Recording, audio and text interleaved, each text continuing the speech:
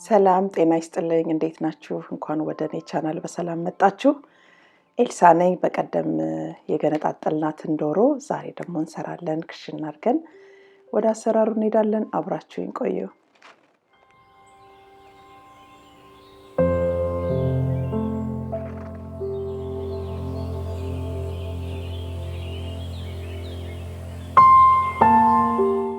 ወደ አሰራሩ ስንገባ ያው ከሽንኩርት ነው የምንጀምረው እንግዲህ ይሄ ሽንኩርት ብዙ ምስጋናም ያው አንዳንድ ወቀሳም አምጥቷል ሌላ ጊዜ በሰፊው ለብቻው መጣለሁኝ ጥያቄዎቻችሁ መልስ ይዤ ዛሬ ግን ይሄው እንደዚህ አጥቤ በቬኔጋር ዘብዝፌ አጥቤ ከላይ መላጥ ያለባቸውን አነሳስቼ ኦቨን ውስጥ ልከት ነው ስለዚህ ኦቨን ውስጥ አስገባና ዛሬ ወደ 1 ሰዓት አካባቢ ብቻ ነው ያበሰልኩት ስለዚህ እንደዚህ በስሎ ወጥቷል ማለት ነው ሁሉንም የተጠቀምኳቸውን ግብአቶች ዲስክሪፕሽን ቦክስ ውስጥ አስቀምጣለሁኝ በጽሁፍ እዛ ላይ ቼክ ማድረግ ትችላላችሁ ሁሉንም ለክቼ ነው ዛሬ ሰራሁት ስለዚህ ሁሉንም በጽሁፍ አስቀምጣለሁኝ ያው እንደተለመደው እንግዲህ እዚህ ጋር ሽንኩርቴን ልጥና ከበሰለ በኋላ ማለት ነው የ1 ሰዓት አካባቢ በስሏል እንደምታዩት ጽድት ያለ ነው ምንም አይነት ቆሻሻ የለውም ለኔ በጣም ተመችቶኛል ስለዚህ እሱን ነው የምጠቀመው ማለት ነው እዚህ ጋር አንድ ነገር ለማሳየት ስትፈጩ በጣም ድቅቅ አታድርጉት ሽሮ እንዳይሆንባችሁ ማለት ነው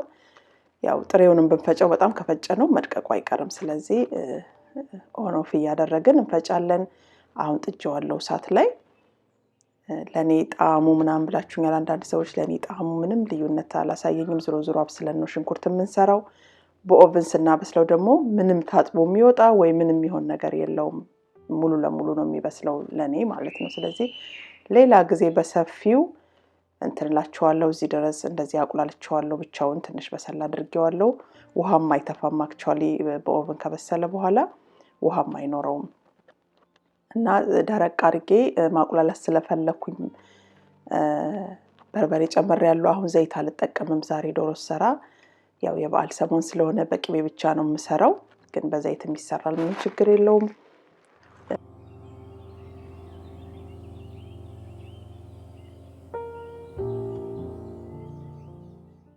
መጀመሪያ ግን በርበሬውና ሽንኩርቱን ለማሸት ሞክራለሁኝ እሱን አሻለሁኝ ማለት ነው 2 ካፕ በርበሬ ነው የተጠቀምኩት ሽንኩርት ወደ 10 ፓውንድ ነው ሁሉንም ግን በጽሁፍ አስቀምጥላችኋለሁ ከዛ እንደዚህ አብሬ እሽት አደርጋለሁ የተሰነ ሰዓት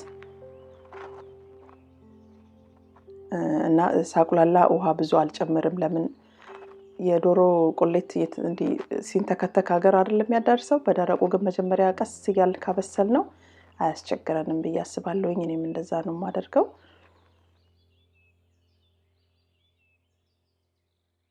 ጋለው እዚህ ጋር 1 ካፕ ቅቤ ለመለካት እንዲመቸኝ ትንሽ ሙቅ ውሃ ላይ ቁጭ አድርጌ ቀለጥ አድርጌው ነው እንጂ ፍሪጅ ውስጥ ነበረ አሁን እንደዚህ ያደረኩኝ ሽታ አደርገዋለሁኝ በደንብ ያው እንግዲህ ዶሮ ዋናው ቁሌቱ ነው መብሰል አለበት በርበሬውም እንዳያቃጥል እንደዚህ ሽት ያደረግን እናበስለዋለን ማለት ነው እዚህ ጋር ፈጭቼ ያስቀመጥኩት ጅንጅብል አለኝ 1 ሻይ ማንኪያ የሚሆን አካባቢ ጨምሬያለሁኝ ይሄ ደግሞ ነጭ ሽንኩርት ነው 1 ሾርባ ማንኪያ ያህል ጨምሬያለሁኝ እኔ ጅንጅብልና ነጭ ሽንኩርት ለየብቻ ነው ማስቀምጠው አንድ ላይ ፈጭቼ አላስቀምጥም ለዛ ነው አይውላችሁ ጥቅልል ይያለ ይሄዳል እንደዚህ እየበሰለ ሲሄድ በቃ በደረቁ እንደዚህ ቆርጫ መጣውት እንጂ በጣም ለረጅም ሰዓት ተቆላልቷል ቁሌቱ ስለዚህ በደንብ ማቁላላት አለብን የበርበሬው ሽታው ራሱ እየቀየረ ይሄዳል እየበሰለ ሲሄድ ሁለተኛ ደግሞ ቴስት ማድረግ እንችላለን የሚያቃጥለው ነገር እስኪጠፋ ድረስ በርበሬያችንን ማቁላላት አለብን በደንብ እዚህ ጋር ጥቁር ቅመም ጨምሬያለሁኝ 1 ሻይ ማንኪያ የሚሆን ነው የጨመርኩት ስለዚህ አብሬ እንደዚህ ያረኩ አቁላላለሁ ውሃውን ውሃ ጠብ ማድረግ ጨምሬያለሁኝ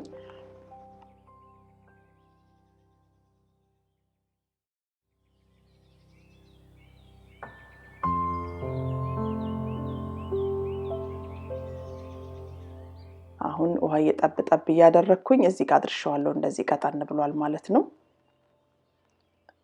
እዚህ ጋር ደግሞ አሁን ወደ መጨረሻው እየደረስኩ ስለሆነ ቁሌቱን በቂ የምፈልገውን ያህል ውሃ ከልስና አንተከትካለሁ እኔ ስጋ ከጨመርኩኝ በኋላ ውሃ አልጨምርም ዶሮውን ኦሬዲ ጨርሼ ጠብሼ ስለምጨምር ማለት ነው አሁን ያንን ውሃ ከልሼ እየተንተከተከልኝ ወደ ዶሮ አጠባ ይመለሳለሁኝ።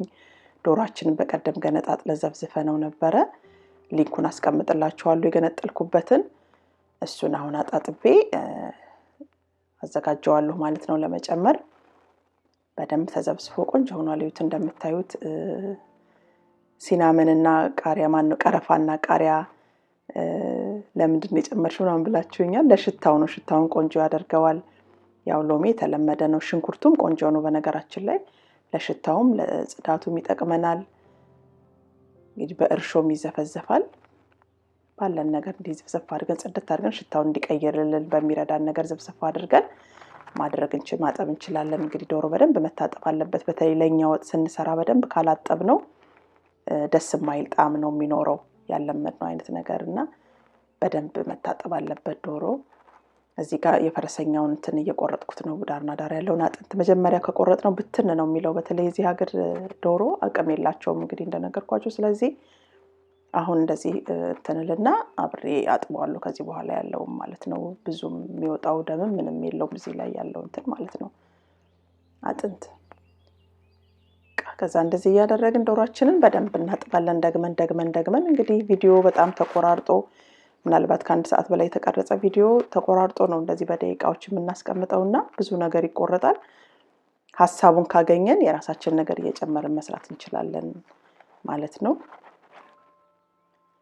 ዶሮዬን እያጠብኩኝ ሁሌ ከጎን ይሁናችሁ ለምታበረቱኝ ሁሉ እግዚአብሔር ያክብርልኝ። በጣም ነው የማመሰግነው። አዳዲስ ወደ ቻናሌ የመጣችሁ እግዚአብሔር ይስጥልኝ። በጣም አመሰግናለሁ። ብዙ ሰዎች ወደ ቻናሌ ተቀላቅላችኋል። እግዚአብሔር ያክብርልኝ። በጣም ነው የማመሰግነው። ማስተካከለው ነገር ካለ አስተያየት ስጡኝ። በጨዋ ደንብ አስተያየት መሰጣጣት እንችላለን። አንዳንዴ በተለይ በሽንኩርት ላይ ትንሽ የሚቆጡ ሰዎች ምናምን አይቻለሁኝ። ግን መማማር እንችላለን። ዋናው ለመማማር ነው እዚህ ጋር የመጣነውና ሐሳብ መለዋወጥ እንችላለን ብዬ አስባለሁኝ። እቀበላለሁኝ የማንኛችሁንም ሐሳብም አስተያየትም እቀበላለሁ። አስቀምጡልኝ። ቪዲዮውን ከወደዳችሁት ላይክ ማድረግ አትርሱ። እዚህ ጋር መጥበሻ ጥጃለሁኝ። እንግዲህ አጥቤ በደንብ አጽድቼ ዶሮዬን ማለት ነው ማጥለያ ላይ አድርጌው ውሃው እንዲጠፈጠፍ አድርጌዋለሁኝ። አሁን እዚህ ጋር ዶሮዬን ጠበስ ነው የማደርገው እኔ። በተለይ እነዚህ ዋና ብልቶቹን እንደዚህ አረግና ውሃ እንዳይተፋ አድርጌ ጠብሰዋለሁኝ። ቆንጆ ነው የሚሆነው ወጡ። ጣዕሙም ይጣፍጣል። እንደገና ደግሞ ፍርስርስ እንዳይል ስጋውም ይረዳናል ማለት ነው። ኦቨን ውስጥ ማድረግ እንችላለን። ግን እንዲህ በመጥበሻ ሲጠበስ ሞር ጣዕም አለው። ጊዜ ሳይኖረኝ ኦቨን ውስጥ ማድረጋለሁኝ። በኦቨንም አደርገዋለሁ። ሞር ግን የምወደው እንደዚህ በመጥበሻ የተጠበሰው ነው። እንደዚህ ብዙ አይደለም ጠበስ እናደርገዋለን። እንደዚህ ትንሽ ነጭ ሽንኩርት አድርጌበታለሁኝ ትንሽ ቃና እንዲኖረው ማለት ነው። ባይደረግበትም ችግር የለውም። ለምን ቁሌታችን በደንብ የተቀመመ ስለሆነ የዛን ይወስዳል። እንደዚህ አድርገን ጠበስ እናደርገዋለን። ሁሉንም ጠብሼ ተመልሼ እመጣለሁኝ።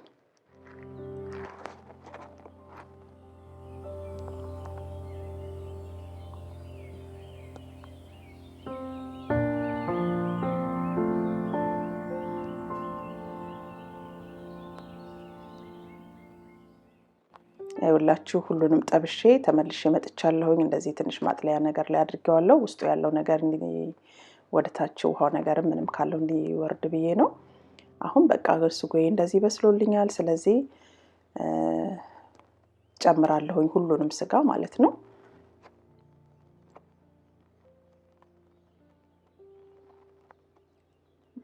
በቃ እኔ እንግዲህ ከዚህ በኋላ ውሃ አልጨምርም። እኔ ኦሬዲ ተጠብሷል ዶሮ ምን ብሏልና የምንጨምረውን ውሃ ለማንተክተክ ዶሮ ፍርስ ይልብናል። በዛ ላይ አንድ ቀን የሚበላ አይደለም እንግዲህ ዶሮ ወጥ ብዙ ስለሆነ ስናሞቀውም ደግመን እየፈራረሰብን እንዳይሄድ እኔ እንደዚህ ነው የምጠቀመው። በቃ ውሃ ከጨማነው ዶሮ ከጨመርኩ ስጋ ከጨመርኩ በኋላ ውሃ አልከልስም። የኢትዮጵያ ዶሮ ያው ከልሰን ነው የምናበስለው ጠንካራ ስለሆነ።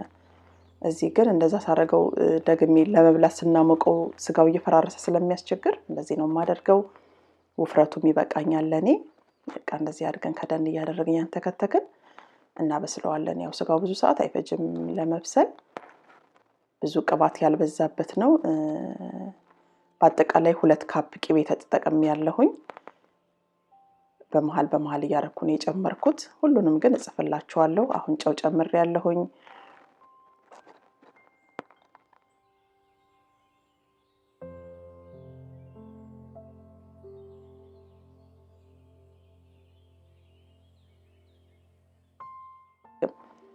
አሁንም ቅቤ ጨምሬያለሁ እዚህ ጋር ጠቅላላ ግን 2 ካፕ ቅቤ ነው የጨመርኩት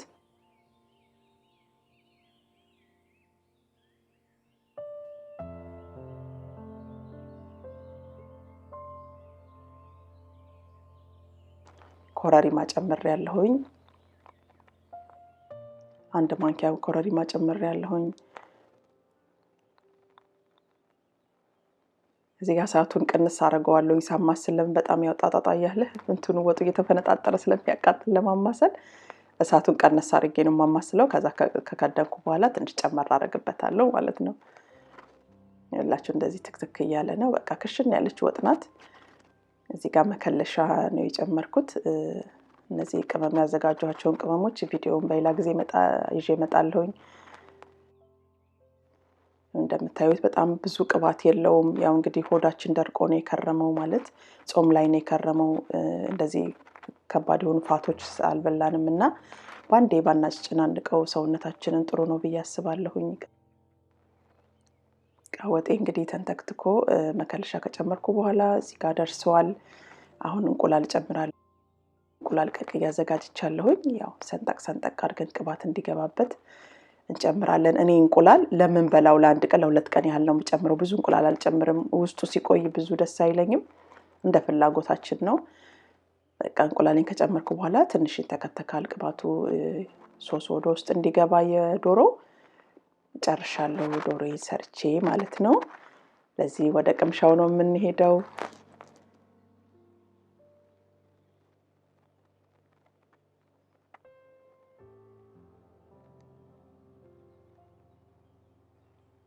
እንግዲህ ወጤን ጨልፌ ይዤ መጥቻለሁ እዚህ ጋር እንደምታዩት እንቀምሰዋለን በጣም ቆንጆ ጥሩ ወጥ ነበረ ደስ ብሎን የተመገብነው እንግዲህ እግዚአብሔር ይመስገን ለዚህ ያደረሰን አምላክ ክብር ምስጋና ለሱ ይሁን አገላገራችን ፍጹም ሰላም ያወርድልን በቃ ይበለን እርስ በርስ ከመጣላት ከመባላት በቃ ይበለን መልካም ዳግመትን ሳይ መልካም የእናቶች ቀን ለእናቶች ሁሉ መልካም የእናቶች ቀን ለማለት እወዳለሁኝ በሚቀጥለው ቪዲዮ እስከምንገናኝ ሰላም ሁኑልኝ ቻው ቻው